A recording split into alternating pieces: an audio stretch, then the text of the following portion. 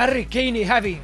Pronksimäng Prantsusmaa versus Inglismaa. Mis juhtus Prantsusmaal pärast kaotust Hispaaniale MM-i poolfinaalis? Fännid korraldasid väikse leinamarsi, Eiffeli torn värviti siniseks, mitmes linnas puhkesid rahutused ja politsei pidas kinni üle 100 inimese.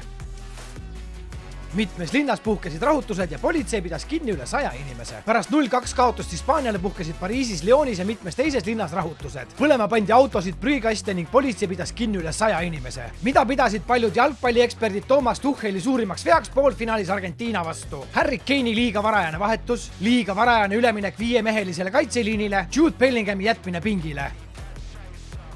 Liiga varajane üleminek 5-mehelisele kaitseliinile. Pärast Inglismaa juhtväravat otsustas Toomas Tuchel üle minna 5-mehelisele kaitseliinile ja hakkas eduseisu hoidma. Paljud eksperdid leidsid hiljem, et just see otsus andis Argentiinale mängu täielikult üle ning lubas neil lõpus võimsa tagasituleku teha. Mis juhtus Harry Kane'iga 22 aasta MM-i veerandfinaalis Prantsusmaa vastu? Ta lõi 2 penaltit sisse, kuid Inglismaa kaotas ikkagi. Ta lõi esimese penalti sisse, kuid teise saatis üle värava. Ta keeldus otsustavat penaltit löömast.